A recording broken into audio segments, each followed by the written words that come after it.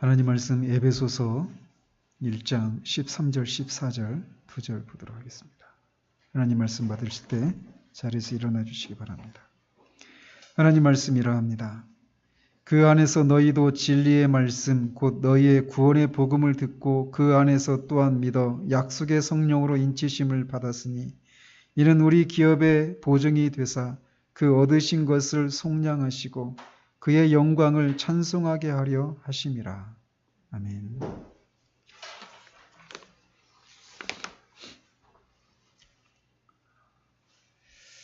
지난주에는 성령의 인치심에 대해서 우리가 살폈습니다. 인치심은 이미 그리스도인이 된 사람이 경험하는 것으로 우리가 하나님의 자녀이고 하나님 나라를 반드시 이어받을 상속자라고 하는 것을 확신하게 해주는 그런 체험이라고 말씀드렸습니다. 이 체험을 능가하는 체험은 이 땅에서 없다고 말씀드렸어요. 우리 영화롭게 되었을 때 우리가 누리게 될 그 체험 이외에는 이것을 능가하는 체험이 없다고 말씀을 드렸습니다.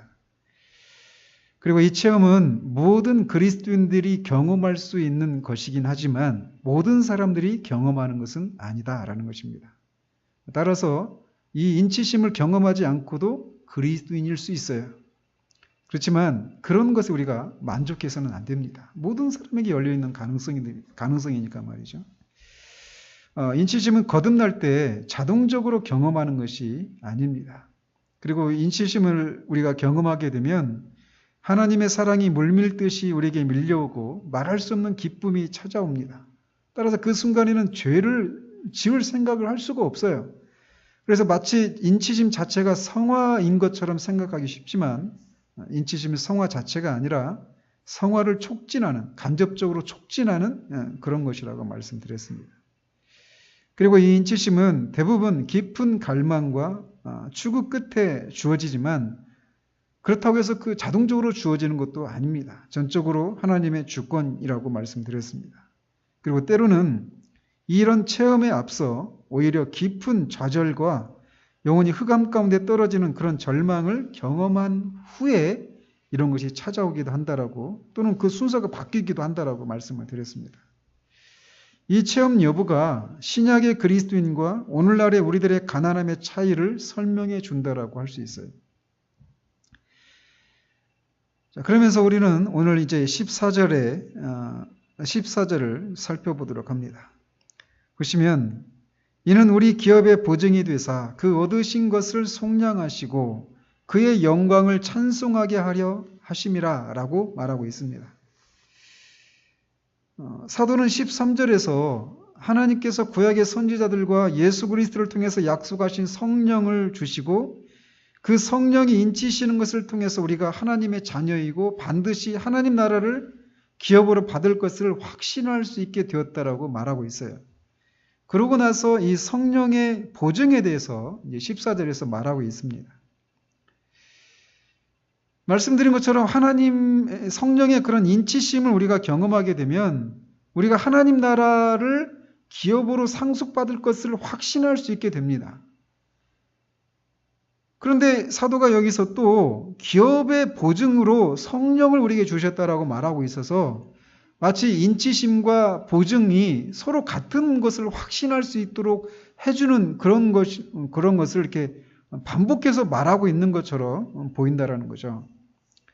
그러나 인치심과 보증은 서로 다릅니다. 실상 사도는 이 편지를 받고 있는 에베소 교회의 성도들을 위로하고 그들을 강하게 하고 견고하게 세우기 위해서 인치심에 이어서 보증이라고 하는 이런 개념을 또 언급하고 있는 것입니다. 이 보증이라고 하는 개념에는 인치심과는 다른 개념이 들어있어요. 이제 우리 차차 살피겠지만 말이죠. 그리고 이 보증이라고 하는 것을 우리의 기업으로 성령을 우리에게 주신 것이 보증이다. 성령을 우리에게 주신 것이 우리가 기업을 확실히 받을 것에 대한 보증이다라고 하는 이 진리를 아는 것은 우리로 하여금 더욱 우리가 하나님 나라의 기업을 받아 누리게 될 것을 더욱 확신하게 만들어주는 그런 진리라고 할 수 있어요. 즉 사도는 인치심보다 더 한 단계 나아가고 있는 것입니다.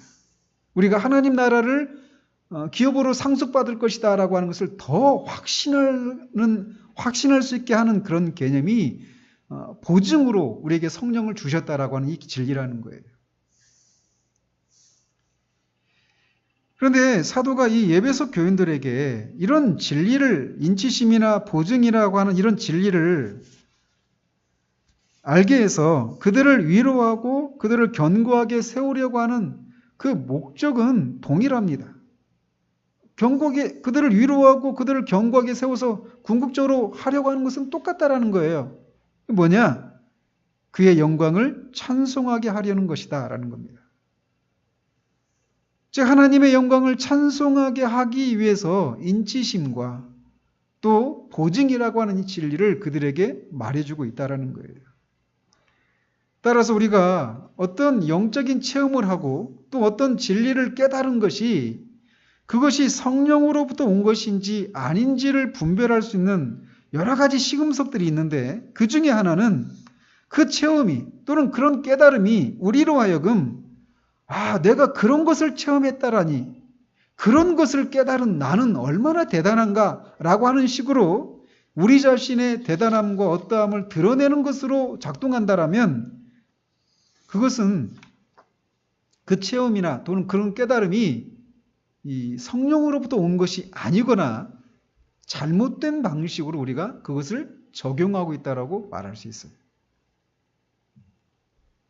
성령께서 우리에게 주시는 체험은 항상 그 결과가 하나님을 영화롭게 하고 그분을 찬송하게 하는 것으로 이어집니다. 물론 성령이 깨닫게 하시고 체험하게 하신 것임에도 불구하고 우리가 잘못 반응해서 그것을 경험한 우리 자신을 높이는 일이 있을 수 있습니다. 그렇기 때문에 어떤 진리를 깨닫고 어떤 체험을 한 결과 그것이 우리 자신이 우쭐대게 하는 그런 것으로 이어진다고 해서 그것을 단정적으로 성령이 깨닫게 하신 것이 아니거나 성령이 주시는 체험이 아니다 이렇게 단정적으로 말할 수는 없어요. 그러나 만약에 우리가 그 체험이나 그런 깨달음이 하나님을 영화롭게 하는 대로 가지 않는다라면 우리는 경계할 필요가 있다는 거예요. 우리 모두는 견고한 신앙생활을 소원합니다. 그러기 위해서는 우리에게 필요한 그런 견고한 신앙생활을 하기 위해서 우리에게 필요한 것은 그리스도 안에서 우리에게 주어진 특권이 무엇이고 하나님께서 성령을 통해 하시는 일이 무엇인지에 대한 것들을 아는 것이 필요해요. 교리의 목적은 바로 여기에 있는 것입니다. 교리를 아는 것이 우리를 우쭐대게 하거나 교리를 아는 것이 우리의 신앙을 견고하게 하고 위로를 얻게 하지 못한다라면 우리는 바른 방식으로 교리를 알고 있는 것이 아니에요. 인치심이 무엇인지를 알고 이제 살펴볼 보증이 무엇인지를 아는데 그것이 이 땅을 살아가는 우리들의 직면한 그 모든 상황 가운데 우리를 위로해주고 우리를 강하게 하고 우리를 견고하게 세워주는 대로 실제적으로 작용하고 있지 못하다라면 우리는 바른 방식으로 교리를 알고 있는 것이 아니에요. 사도는 에베소 교인들에게 위로를 주고 그들을 견고하게 세워주기 위해서 다른 무엇이 아니라 진리를 깨닫게 하는 일을 하고 있는 거예요. 그래서 이제 보증이 무엇인가라고 하는 것을 이제 우리가 살펴봐야 되는데 헬라어로는 이 보증이라고 하는 단어가 아라본이라고 하는 단어입니다. 그래서 이 단어가 의미하는 것을 이제 살펴봐야 되는데 이 보증이라고 하는 이 단어는 물건을 사고 파는 상거래에서 사용되는 그런 단어입니다. 그래서 물건을 사고 팔고 이렇게 물건의 소유권을 이전해 주는 것과 관련된 그런 상거래와 관련된 그런 용어라는 거예요. 그래서 우리도 이제 이 일종의 이 서약조로 내가 그 어떤 사려고 하는 물건을 반드시 다 치르겠다라고 하는 그런 어떤 서약의 의미로 그 물건값의 일부를 주는 것, 이거를 보증이라고 그래요. 우리도 이런 개념이 익숙하죠. 그죠? 예를 들어서 우리가 어떤 땅이나 뭐 건물을 산다고 할 때 우리에겐 별로 이런 일이 없어서 참 그런데 이런 일들이 많기를 바라요. 근데 우리가 어떤 땅이나 건물을 산다고 할 때 보통은 당장 한 번에 그 땅이나 건물의 값을 치르지는 않아요. 대부분은 우리가 치러야 할 값의 일부분만 내고 나중에 나머지 금액을 치르겠다라는 약속으로 우리가 치러야 될 전체 금액의 일부분만을 이렇게 계약금조로 내는 것입니다. 그 금액을 보증이라고 그래요. 따라서 이 보증금은 그 보증금을 받는 사람에게 그 보증금을 주는 사람이 내가 반드시 이 나머지 금액을 치르겠습니다라고 하는 약속이에요. 이 서약입니다. 그래서 일종의 그 거래가 안전하다라고 하는 것을 담보해 주는 그런 성격이 있는 거죠. 그런데 이제 우리가 일반적으로 알고 있는 게 그래요. 그런데 여기서 사도가 이 보증이라고 하는 말을 그런 개념으로만 말하고 있지 않다라는 것을 알아야 된다는 겁니다.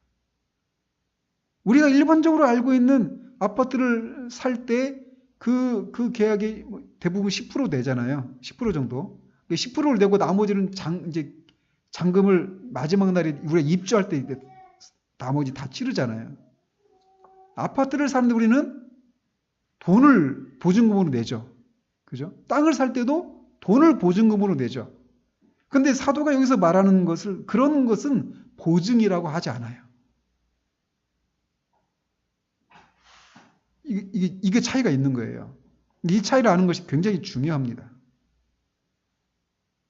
보증이라고 하는 것은 사려고 하는 사람이 사려고 하는 그 물건과 같은 성질의 것을 지불해야 돼요. 이를테면 땅을 사려고 하면 그 땅과 땅의 일부를 보증으로 줘야 되는 거예요. 돈으로 주는 게 아니라. 그 땅을 사려고 하는데 우리는 보증금으로 돈을 주잖아요.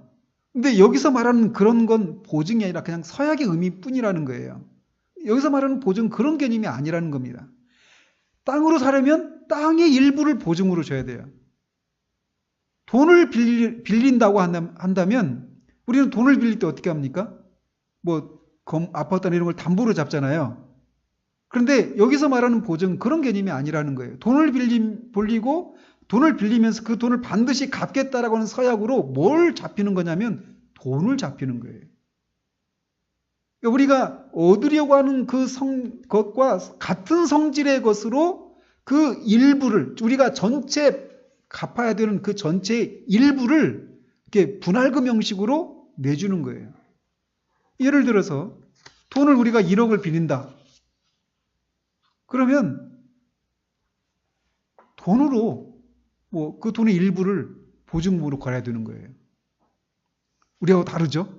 우리가 알고 있는 보증이라는 개념과 또 만약에 집을 또 이제 서약과 보증이 다른 차이가 있는데 또 무엇이냐면 우리가 어떤 물건을 사기로 하고 어떤 돈을 빌리기로 하고 아파트를 담보로 잡혔다면 나중에 그 돈을 다 갚으면 어떻게 됩니까? 아파트는 다시 우리에게 반환이 돼서 우리가 완전하게 소유권을 행사할 수 있잖아요. 완전한 소유권을. 그죠? 근데 그거는 보증이 아니라는 거예요. 보증이 뭐냐면 소유권이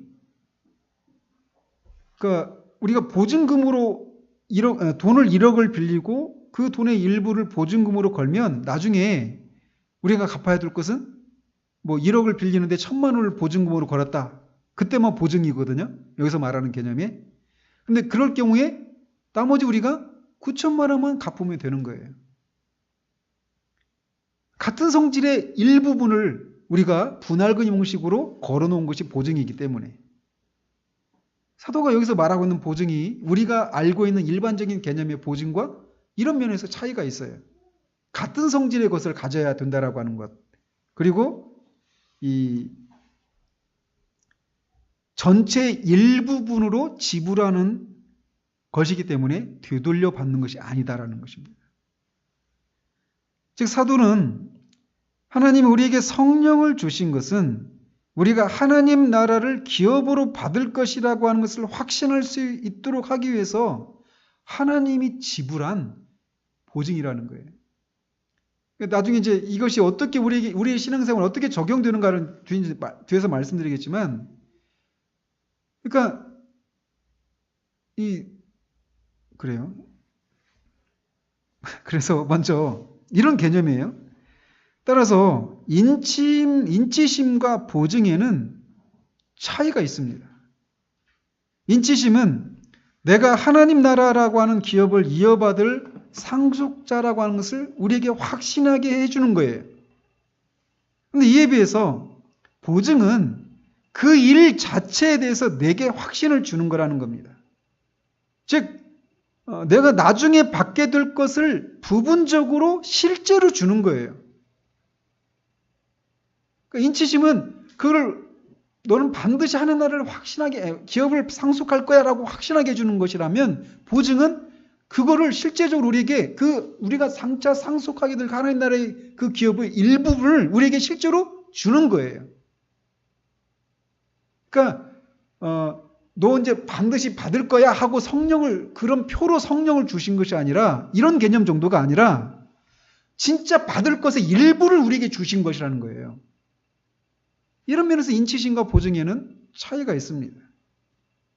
그래서 어떤 면에서 보증이 인치심보다 우리가 기업을 받을 것을 더욱 확신케 해주는 것이라고 할 수 있어요.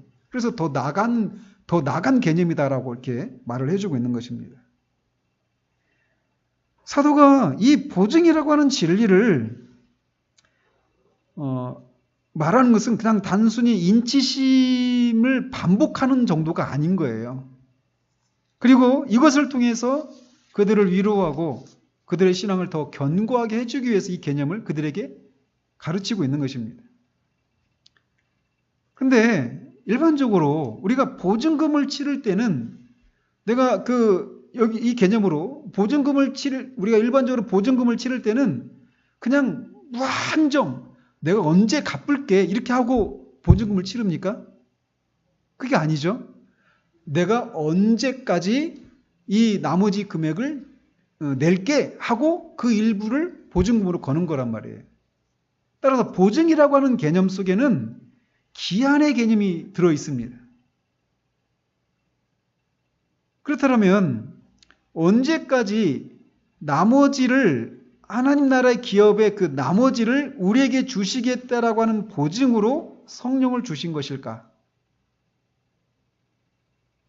우리말 성경을 보십시오.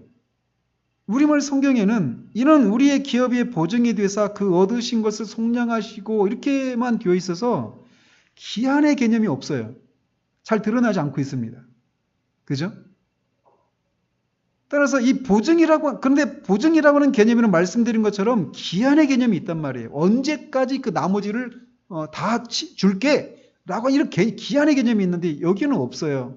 그래서 이 기한의 개념을 살려서 이렇게 다시 번역을 하면 이렇게 된다라는 거죠. 이는 우리 기업의 보증이 되사 그 얻으신 것을 속량하실 때까지 이렇게 된다라는 거예요. 하나님이 그 얻으신 것을 속량하실 때까지 우리의 기업의 보증으로 성령을 주셨다라고 말하고 있어요. 그렇다면 여기서 그 얻으신 것을 속량하실 때까지라고 말할 때 속량이 무엇을 의미할까요? 앞에 7절에서도 살폈지만 속량은 구속이라고 이렇게 번역하기도 하죠. 이 속량은 죄사함을 포함하기는 하지만 그것보다 더 큰 개념이라고 그랬죠. 그래서 궁극적으로 우리의 구원의 완성을 의미해요.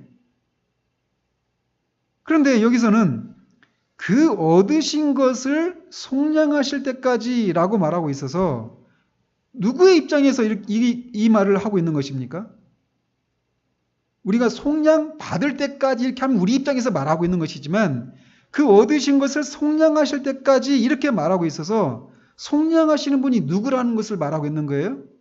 하나님이시다라고 하는 것을 우리에게 말해주고 있는 거예요. 하나님의 입장에서 이것을 말하고 있는 것입니다.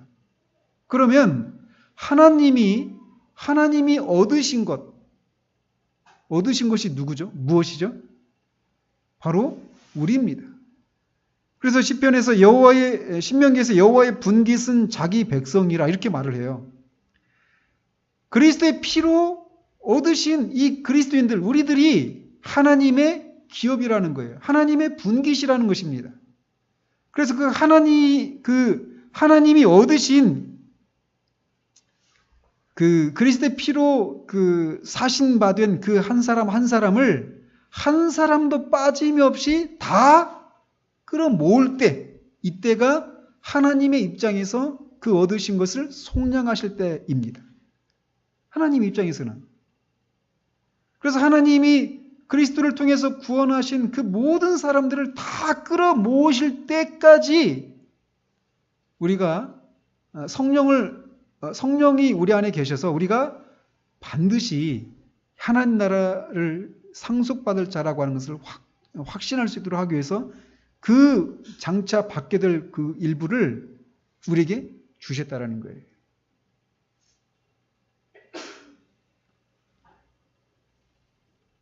그러나 우리 입장에서 속량할 때까지는 무엇을 의미할까요? 그것은 우리 몸이 속량될 때까지를 의미합니다. 즉 우리의 몸이 속량을 받을 때까지 성령이 우리의 기업에 대한 보증이 되신다라는 거예요. 그런데 말씀드린 것처럼 사도가 이 인치심에 이어서 이 보증이라고 하는 개념을 에베소 교인들에게 설명하는 것은 그들로 하여금 그들을 위로하고 그들의 신앙을 견고하게 해주기 위해서라고 말을 하고 있어요. 그런데 우리의 몸이 속량을 받을 때까지 기업에 대한 보증으로 성령을 주셨다라고 하는 것이 어떻게 위로가 되고 우리의 신앙을 견고하게 해주는가라는 겁니다. 그것은 구원받은 성도들의 상태를 생각할 때 이것이 우리에게 위로가 된다라는 것입니다. 우리는 구원을 받았습니다. 예수 그리스도를 믿어서 그리스도가 하나님의 아들, 예수가 십자가에 죽으신 예수가 하나님의 아들이시고 그의 죽으심은 저와 여러분들을 위한 죽음이라고 하는 것을 믿는 그 사람들은 하나님으로부터 죄의 용서를 받습니다. 그래서 죄의 용서를 받고 죄의 용서를 받으면서 우리의 영혼은 죄와 율법으로부터 해방이 돼요. 그래서 그리스도 안에 있는 자들은 더 이상 육신에 있지 않고 영에 속해 있습니다. 그리고 율법 아래 있지 않아요. 죄 아래 있지 않아요. 그런데 우리의 실상은 어때요? 여전히 죄를 지어요. 그리고 죄를 짓고 실패하는 것 때문에 좌절을 경험하고 탄식합니다. 그럴 때마다 우리는 과연 이런 우리가 구원받았는가라고 하는 그런 생각을 하게 돼요. 그리고 정말 내가 이렇게 짓고 있는 이 죄로부터 완전히 해방되는 것이 가능하기는 한가라고 하는 이런 생각을 할 수 있다는 것이죠. 이번 추석에 내려가서 제가 필리핀에 청년 때 있으면서 거기서 휴심을 거기서 한 건 아니지만 아무튼 휴심의 시작이 거기서 시작됐다고 그랬잖아요. 근데 그게 거기 계시는 그 선교사님의 사모님이 돌아가시는 일을 보면서 그게 시작이 됐었거든요. 근데 그 선교사님이 저희 집에 오셨어요. 추석에. 그래서 식사하고 이제 교제를 하고 그런 시간이 있었는데 그분이 하신 말씀이 그래요. 연세가 70이 넘으셨더라고요. 얼마나 놀랐는지 몰라요. 70이 넘으셨는데 그런 말씀 하시는 거예요. 이 나이가 되어도 여전히 이렇게 막 정욕과 이 성욕이 얼마나 나를 이렇게 힘들게 하는지 모른다. 이런 얘기를 하면서 소천하시 한경직 목사님이라고 하는 분 아시죠? 그 한경직 목사님을 어떤 젊은 목사가 찾아가서 했던 그 얘기를 저한테 해주시더라고요. 그러면서 그 젊은 목사가 그 노년에 이른 그 한경림 목사님에게 찾아가가지고, 목사님, 언제나 돼야 제가 이런 육신의 정욕이나 이 성욕으로부터 자유롭게 될 수 있을까요? 이렇게 물으니까 그분이 그렇게 대답했다라는 거예요. 내가 죽고 나서 한 3개월이나 지나야 그게 없어지지 않을까요? 이렇게 대답했다고 그래요. 말인즉슨 우리가 이 땅에 살아가는 동안 우리는 끊임없이 이런 육신의 정욕과 이런 뭐 성욕이나 이런 어떤 그런 죄 이런 것으로부터 자유롭지 못한 상태 가운데 있다라는 거예요. 그런데 성경은 우리로 하여금 우리가 육신이 있지 않고 영에 속해 있다라고 말을 해요. 우리가 더 이상 율법 아래 있지 않고 죄 아래 있지 않다라고 말하고 있어요. 그런데도 여전히 우리는 죄를 짓는다는 거예요. 그리고 신음하고 탄식하는 거예요.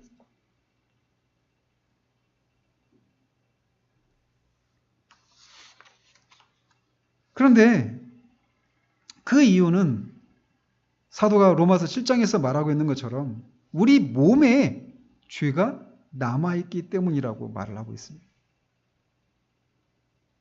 그런 그리스도, 이 땅에 살아가는 그리스도인으로서 이렇게 영으로는 우리가 죄와 육신에 속하지 않고 죄 아래 있지도 않고 율법 아래 있지 않다라고 말을 하지만 여전히 몸에 남아있는 죄로 인해서 탄식하고 있는 이런 사람에게 우리 몸의 속량을 받을 것을 우리 몸이 반드시 속량을 받아서 더 이상 우리가 죄를 짓지 않는 그런 날이 온다라고 하는 것은 말할 수 없는 위로라는 거예요. 그리고 그 진리를 알지 못하기 때문에, 확신하지 못하기 때문에 이런 내가 과연 그리스도인이 맞는가라고 하는 것을 인해서 흔들리는 사람들을 견고하게 해주는 그런 진리가 된다라는 것입니다.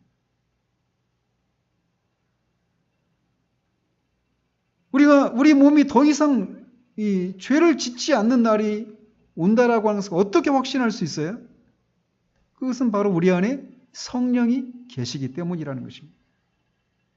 그렇기 때문에 사도는 로마서 8장 11절에서 예수를 죽은 자 가운데서 살리신 이의 영이 너희 안에 거하시면, 그리스도 예수를 죽은 자 가운데서 살리신 이가 너희 안에 거하시는 그의 영으로 말미암아 너희 죽을 몸도 살리시리라 라고 말하고 있습니다. 우리 안에 성령이 거하신다라고 하는 것은 우리의 죽을 몸이 살아나서 죄로부터 완전히 해방될 날이 반드시 온다라고 하는 보증이요 서약이라는 것입니다. 이미 우리의 영은 죄와 율법으로부터 해방을 받았지만 여전히 우리 몸에 죄가 남아있어서 이 땅에서는 죄와 더불어 씨름하고 탄식하고 있지만 이런 싸움과 탄식이 끝날 날이 반드시 온다라는 거예요. 그것에 대한 보증으로 성령을 우리에게 주셨다라는 것입니다. 같은 것을 로마서 8장 23절에서는 이렇게 말을 합니다.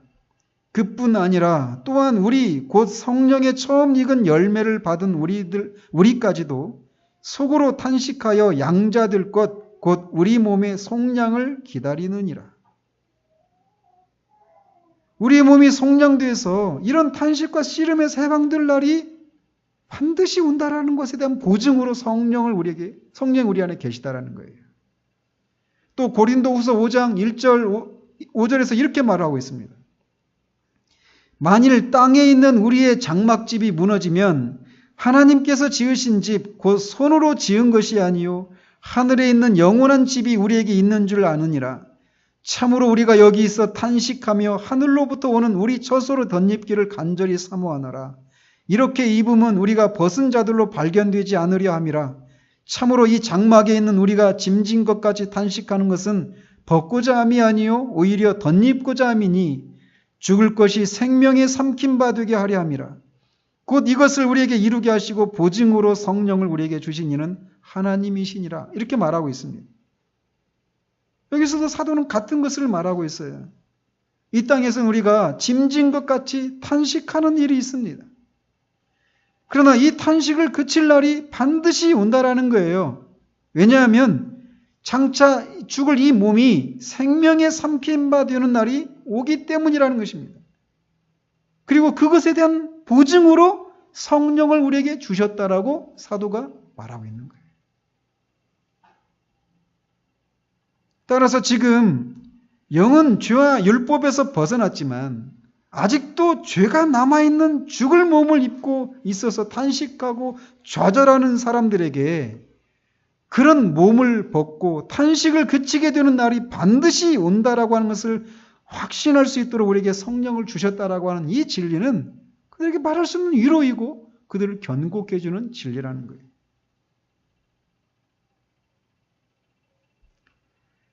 그런데 앞에서 이 보증의 개념을 또 다른 관점에서 이렇게 살펴보면, 그러니까 보증은 반드시 그날이 온다라고 하는 것을 우리에게 확신할 수 있도록 해주는 거예요. 그런데 또 다른 측면에서 보면 보증을 이렇게도 적용할 수 있다는 것입니다. 앞에서도 말씀드린 것처럼 보증은 우리가 받게 될 전체의 이 일부분을 그 똑같은 성질의 그것의 일부분을 우리가 미리 받는 것이라고 말씀드렸잖아요. 그죠? 그래서 이 개념을 사도는 로마서 8장 23절에서 성령의 처음 익은 열매들이라고 하는 표현을 사용합니다. 처음 익은 열매를 추수하면 추수가 끝납니까? 아니죠. 이제 본격적인 추수를 앞두고 맨 처음에 익은 그 열매를 추수하는 거란 말이에요. 그게 처음 익은 열매들이에요. 그러니까 처음 익은 열매들은 앞으로 이 처음 익은 열매와 같은 그런 곡식이나 과일을 나중에 우리가 수확하게 된다라고 하는 것을 말해주는 거란 말이죠.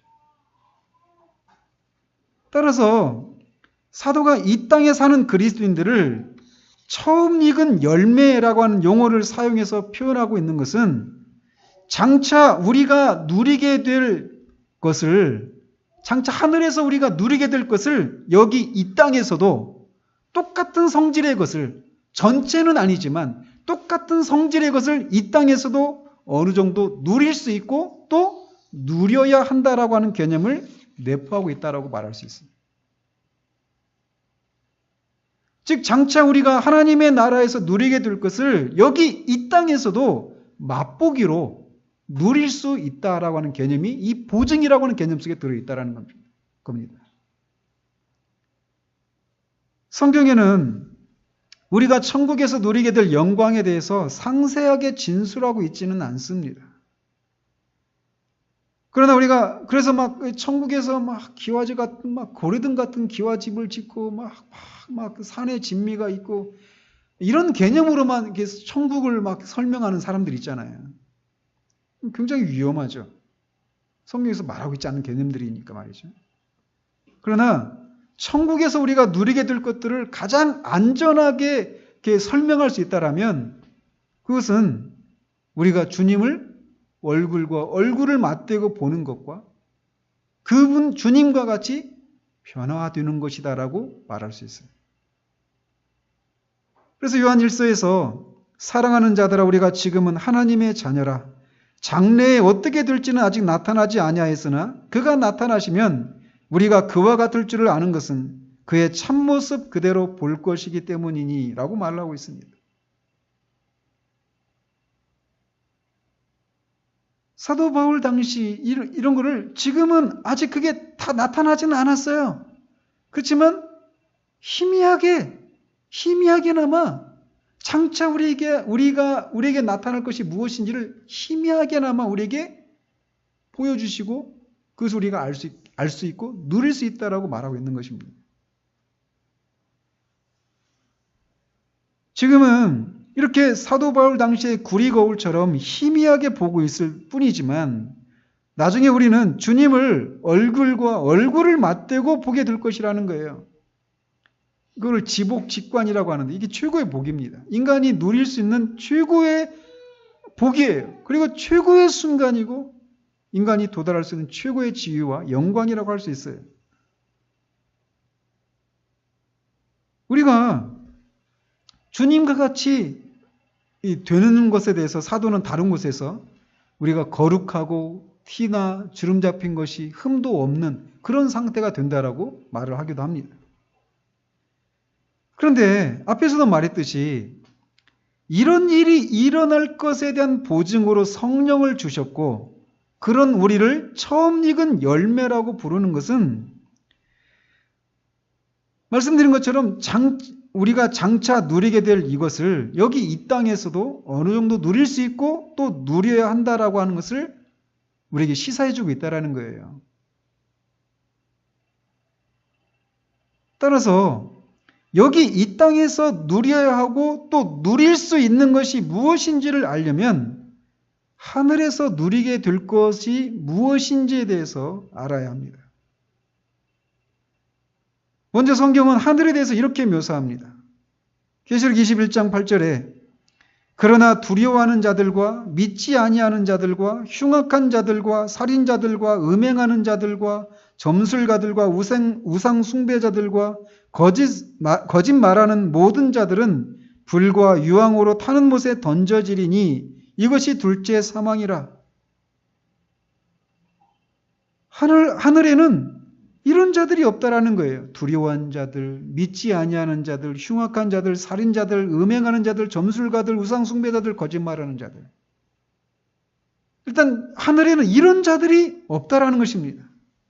또 21장 27절에 무엇이든지 속된 것이나 가증한 일 또는 거짓말하는 자는 결코 그리로 들어가지 못하되 오직 어린 양의 생명책에 기록된 자들만 들어가리라 라고 말하고 있습니다. 또 22장 14절 15절에 자기 두루마기를 빠는 자들은 복이 있으니 이는 그들이 생명나무에 나아가며 문들을 통하여 성에 들어갈 권세를 받으려 함이로다. 개들과 점술가들과 음행하는 자들과 살인자들과 우상 숭배자들과 및 거짓말을 좋아하며 지어내는 자는 다 성 밖에 있으리라. 일단 하늘은 이렇게 더럽고 불경하고 우상 숭배하고 거짓말하고 음행하는 자들, 이런 자들이 있을 수 없는 자들이에요. 그런 자들이 없는 완전한 곳입니다. 죄가 없고 위선이나 시기나 질투가 없는 완전한 순결함만 있는 곳이 바로 하늘이에요. 더러운 것은 하나도 들어올 수 없는 곳이 바로 하늘입니다. 그런데 이 하늘의 상태, 우리가 이 하늘에서 누리게 될 이 상태를 지금 이 땅에서도 우리는 어느 정도 누릴 수 있다라고 하는 것을 사도가 말하고 있는 거예요.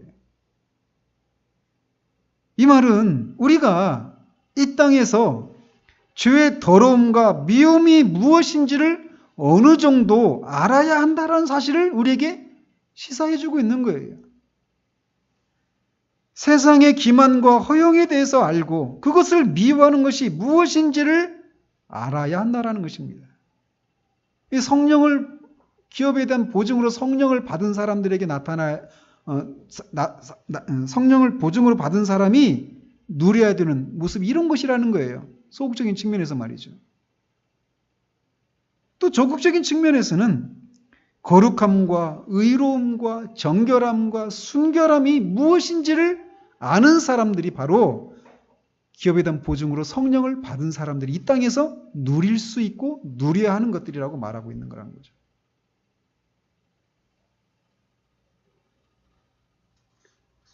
저는 이번 추석에 고향에 다녀오면서 한편에 마음의 씁쓸함을 지울 수가 없었습니다.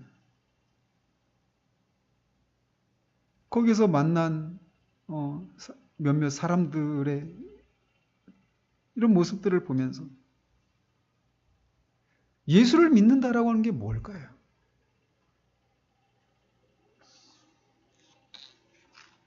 하나님 덕분에 이 세상에서 잘 되는 것이 예수를 믿는 것의 전부일까요?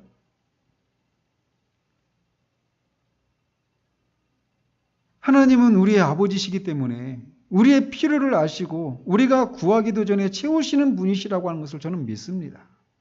하나님 그렇게 하십니다. 그분은 선하신 분이시기 때문에 우리에게 항상 좋은 것 주시는 분이심을 저는 믿어요.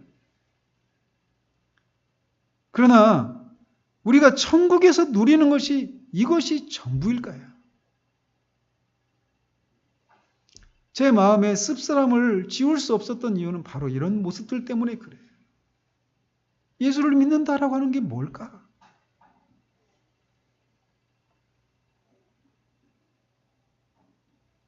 집 걱정 없고, 자녀 걱정 없고, 건강에 대한 걱정이 없고, 돈에 대한 걱정이 없고, 그렇게 사는 것이 천국의 전부일까요? 물론 천국에 이런 걱정이 없어요. 천국이 천국인 것은 거기에 죄나 더러운 것이 전혀 없이 거룩하고 정결하고 의롭고 순결한 곳이기 때문이 아니겠습니까? 그리고 그 천국의 상태를 지금 이 땅에서도 누려야 하는 것이 예수 믿는 것이라는 거예요. 근데 이런 개념들은 없이 그냥 예수 믿고 우리가 자녀 문제가, 돈 문제가, 건강의 문제가 이런 걱정거리가 없는 이런 것들만 논하고 있는 이런 모습들이 너무나 저는 씁쓸하고 한편에 외로움까지 밀려오는 거예요.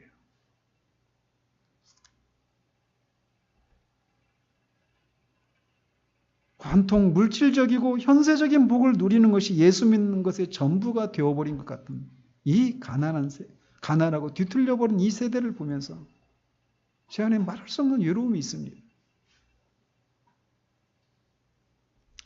내려가서 누구를 만났는데 그 삶이나 이런 잠깐의 만남인데도 저에게 감동이 안 돼요. 전혀 감동이 안 돼요. 자녀가 잘 된 것이 저한테 감동이 안 돼요.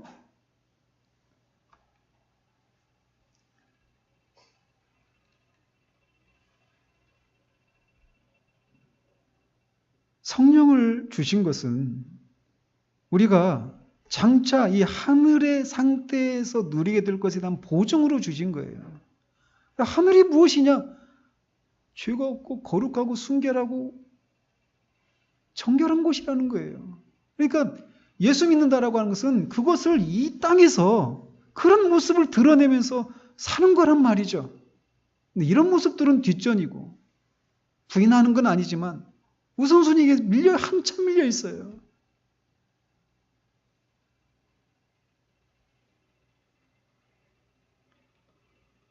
또 하늘을 생각할 때 하늘은 죄가 없고 거룩한 곳일 뿐만 아니라 사랑으로 충만한 곳이라고도 할 수 있습니다. 그곳에서 우리는 하나님과 우리 주님을 아무런 막힘이 없이 사랑하게 될 것입니다. 그러니 이 사랑은 지금 이 땅에서도 어느 정도 누릴 수 있고 누려야 한다라고 하는 것을 우리에게 시사해주고 있는 거예요. 예수를 믿는다라고 하는 것은 하나님을 사랑하는 것입니다.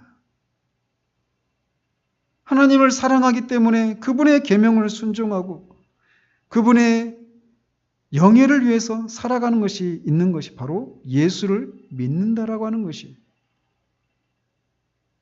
하나님을 향한 사랑. 그것이 무엇인지 모른다라면 장차 하늘에서 하나님을 아무런 막힘이 없이 사랑하는 것이 무엇인지를 모른다는 얘기입니다. 왜냐하면 하늘에서 누리게 될 것을 지금 이 땅에서도 누릴 수 있도록 성령을 보증으로 주셨기 때문이에요.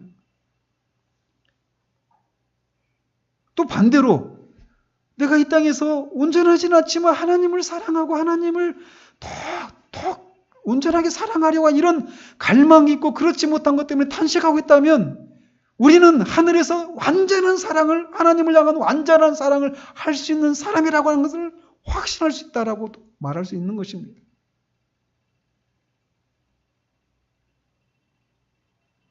하늘은 하나님과 우리 주님을 아무런 막힘없이 사랑하는 곳일 뿐만 아니라 같은 하나님을 아버지라 부르는 사랑하는 형제들을 사랑하는 곳이기도 해요.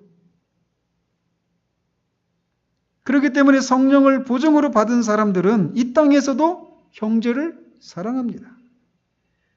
비록 그 사랑이 완전하지 못하고 비틀거리는 모습이 있어도 하나님을 사랑하기 때문에 형제를 사랑하는 것이 여기 이 땅에 있는 그리스도인들에게서 나타나야 할 모습이라는 거예요. 또 하늘은 완전한 평강과 기쁨을 누리는 곳이기도 합니다. 계시록 21장 3절 4절에 내가 들으니 보좌에서 큰 음성이 나서 이르되 보라 하나님의 장막이 사람들과 함께 있음에 하나님이 그들과 함께 계시리니 그들은 하나님의 백성이 되고 하나님은 친히 그들과 함께 계셔서 모든 눈물을 그 눈에서 닦아주시니 다시는 사망이 없고 애통하는 것이나 곡하는 것이나 아픈 것이 다시 있지 아니하리니 처음 것들이 다 지나갔음이로라. 그곳에는 완전한 기쁨과 평강이 있는 곳입니다. 여기 이 땅에서도 기쁨을 우리는 누립니다. 그렇지만 그 기쁨에는 불순한 것들과 불완전한 것들이 섞여 있어요. 웃고 있지만 눈물이 난다라고 하는 어느 노래 가사처럼 이 땅에서 누리는 기쁨은 완전한 기쁨이 아닙니다. 그러나 하늘에서 누리는 기쁨은 불순한 것들이나 불완전한 것들이 전혀 없는 아무런 것이 섞이지 않은 완전한 순전한 기쁨을 누리게 됩니다. 따라서 장차 하늘에서 이런 기쁨과 평강을 누릴 사람들은 여기 이 땅에서도 동일한 성질의 것을 어느 정도 누릴 수 있다는 거예요. 성령이 바로 그것에 대한 보증이라는 것입니다. 이 땅에서부터 하늘에서 누리게 될 그 순전하고 완전한 기쁨을 이 땅에서부터 우리가 누릴 수 있다는 것이에요. 그 기쁨은 이 땅에서부터 시작이 된다는 것입니다. 그렇기 때문에 사도는 하나님의 나라는 성령 안에서 의와 평강과 희락이라고 말을 하는 거예요. 또 빌립보서에서 계속해서 주 안에서 항상 기뻐하라 라고 말을 하는 것입니다. 또 모든 지각에 뛰어난 하나님의 평강에 대해서 그가 말하고 있는 거예요. 항상 기뻐하고 또 모든 지각이 뛰어난 하나님의 평강을 하늘나라에 가서야 누리게 되는 것이 아니라 이 땅에서 누릴 수 있는 것이기 때문에 항상 기뻐하라고 말하고 있는 거예요. 모든 지각이 뛰어난 하나님의 평강을 그가 말하고 있는 것이라는 것이죠. 이 슬픔 많은 세상에서도 우리는 이 기쁨과 평강을 누릴 수 있어요. 이게 그리스도인입니다. 하나님은 장차 하늘에서 누리게 될 것들을 이 땅에서도 맛보기로 누릴 수 있도록 성령을 보증으로 주셨어요. 그러므로 이 땅을 살아가는 우리들이 해야 할 일이 무엇일까요? 장차 우리가 누리게 될 그 하늘에서의 그 영광스러움들을 이 땅에서 힘써 누리는 것입니다. 문제는 과연 우리 안에 성령이 계시는가라고 하는 것을 아는 것이에요. 어떻게 성령님이 우리 안에 계시다라고 하는 것을 알 수 있는가? 제가 찾아보니까 요한일서 4장 13절을 설교하면서 했더라고요. 집에 가서 다시 한번 들어보십시오. 간략하게 성령의 명칭과 관련해서 몇 가지만 말씀을 드리면 성령을 그리스도의 영이라고 부릅니다. 즉 성령은 그리스도의 영이기 때문에 그리스도를 높이고 영화롭게 하는 것이 그리스도가 누구신지를 알려주시는 것이 그리스도가 하신 일들을 우리에게 적용하시는 일이 성령이 하시는 일이에요. 따라서 우리가 그리스도를 십자가에 죽은 그 예수를 하나님의 아들 그리스도로 주로 우리가 믿고 있다면 성령님이 우리 안에 계시다라고 하는 강력한 증거입니다. 성령이 아니고서는 아무도 예수를 주라고 할 수 없다라고 말을 해요. 근데 그 십자가에 죽은 예수가 목수였던 유대인이었던 그 예수가 단순히 사람이 아니라 참 사람이실 뿐만 아니라 참 하나님이신 분이요. 우리의 죄를 위해서 십자가에 죽으시고 다시 살아나신 그리스도라는 사실들을 우리의 주라는 사실들을 우리가 믿고 있다라면 우리가 성령님이 우리 안에 계시다라고 하는 가장 강력한 증거가 될 수 있다는 거예요. 또 성경은 성령님을 로마서 8장 15절에서 양자의 영이라고 부릅니다. 우리로 하여금 하나님의 양자가 되었다라고 하는 것을 알게 해주고 하나님을 아빠, 아버지라고 부르게 해주는 일을 하시는 분이 성령님이시라는 거예요. 따라서 우리가 하나님을 단지 호칭으로만 하나님을 아빠, 아버지라고 부르는 문제가 아니지만 하나님을 우리가 그렇게 아빠, 아버지로 알고 있다라면 그렇게 하나님과 우리 사이의 관계가 그런 관계라고 하면서 알고 우리가 믿고 누리고 있다라면 우리 안에 성령님이 계시다라고 하는 증거가 될 수 있다라는 거예요. 또 성령, 말 그대로 거룩한 영입니다. 거기에서 우리가 알 수 있는 것처럼 죄를 미워하고 거룩을 사모하는, 추구하는 이런 것이 우리 가운데 있다라면 우리 안에 성령님이 계시다라고 하는 것을 우리는 확신할 수 있어요. 이런 측면에서 성령님이 여러분 안에 계시다라고 하는 것을 여러분은 확신할 수 있습니까? 성령님이 우리 안에, 여러분 안에 계시다라고 하는 것을 확신하는 것에서 그치면 안 됩니다. 성령님이 여러분 안에 계시다라고 하는 것을 확신하는 것은 더 나아가서 그 성령님이 여러분 안에 계시다라고 하는 이것은 장차 저와 여러분들이 하늘나라에서 누리게 될 것들을 이 땅에서도 누릴 수 있는 사람이 되었다라는 것을 말해주는 거예요. 이 땅에서 우리가 작은 분량의 것을 누리고 있지만 장차 우리는 완전한 것을, 전체를 누리게 될 것이라고 하는 것을 확신할 수 있도록 우리에게 성령님을 주셨다는 거예요. 보증으로. 그러면 우리는 이런 사실들 앞에 우리 자신을 돌아봐야 합니다. 몇 번 언급해 드렸지만 제가 이 자리에 설 수 있었던 것은 이런 질문으로부터 시작이 되는 거예요. 왜 나는 세상에 알 수도 없고 줄 수도 없는 평강이 왜 나한테는 없을까? 나는 내가 스스로 구원받았다고 생각하는데 왜 나한테는 그 평강이 없을까? 세상이 줄 수도 없고 알 수도 없는 평강. 그건 어디서 누릴 수 있는 평강입니까? 하늘에서만 누릴 수 있는 평강이에요. 왜 그 평강이 나한테는 없을까? 나는 누구인가? 이 질문으로부터 시작되어서 여기까지 오게 된 것입니다. 우리가 성령님 우리 안에 계시다라면 우리는 하늘에서 누리게 될 그 영광스러움들을 이 땅에서 누릴 수 있는 사람들이에요. 또 누려야 될 사람들입니다. 그런데 이런 우리가 누릴 수 있고 누려야 되는 것들에 대해서 우리가 모른다라면 우리는 진지하게, 정직하게 하나님 앞에 질문을 던지고 하나님으로부터 답을 얻어야 돼요.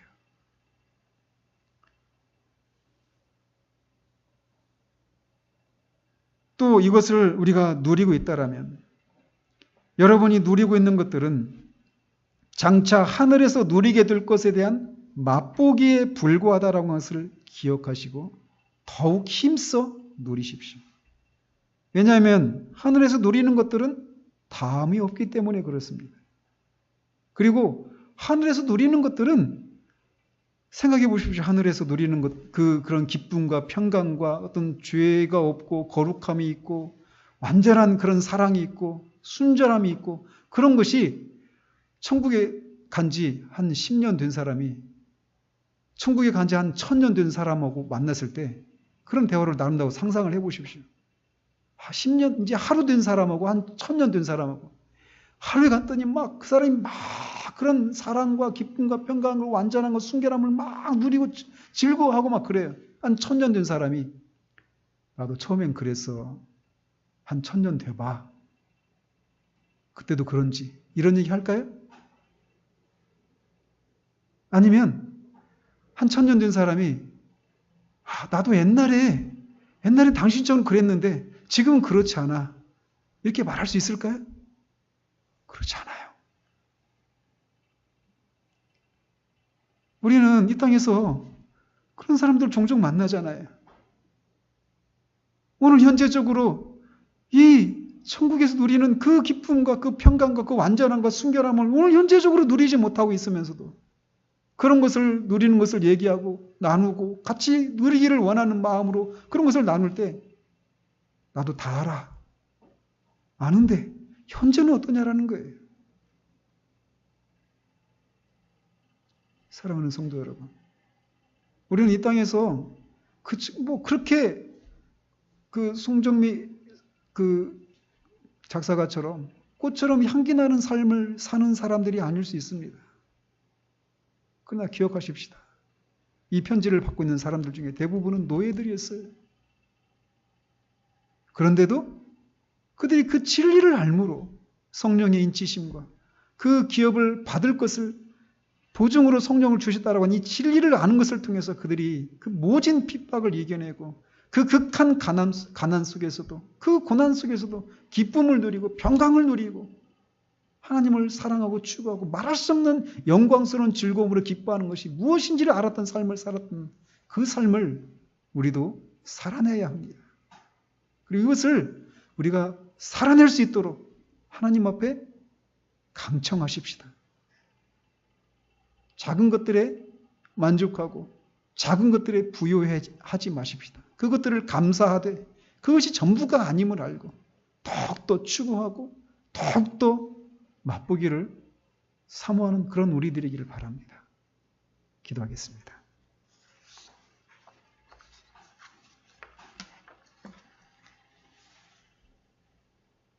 하나님 아버지, 부족한 것이 장차 하늘에서 우리가 누리게 될 그 하늘에 속한 것들을 이 땅에서도 우리가 누릴 수 있다라고 하는 보증으로 성령을 주신 이 사실을, 이 진리를 선포했습니다. 하나님, 이 진리가 우리 모두에게 실제적으로 작용할 수 있도록 주의 성령님 역사해 주시기를 원합니다. 정말 이 땅에서도 이 하늘에 속한 것들을 우리가 동일한 정도는 아니지만 동일한 종류의 것을 우리가 누릴 수 있다라고 하는 것을 알고 그것을 힘써 누리기를 소망하고 또 누리는 일들이 우리 가운데 있어서 정말 우리가 구별된 삶을 살고 또 그것을 통해 하나님께 영광을 돌려드리는 그런 우리들 될 수 있도록 주님 도와주시옵소서. 우리 자신을 바라보면 우리는 좌절하고 절망하고 낙심하기 마련입니다. 그러나 하나님이 그리스도 안에서 성령을 통해 우리 안에 하신 일들을 우리가 기억하고 생각할 때 우리는 복음이 주는 그 위로와 소망을 인하여서 다시금 무기력을 떨치고 낙심을 떨치고 일어날 수 있음을 주님 아시오니 우리에게 끊임없이 말씀을 생각나게 하시고 성령님 우리 안에 계시다라고 하는 이것이 우리에게 의미하는 것들이 무엇인지를 알기를 힘쓰고 또 실제로 누리는 그런 삶이 지속될 수 있도록 우리를 붙들어 주시기를 원합니다. 예수 그리스도 이름으로 기도합니다. 아멘.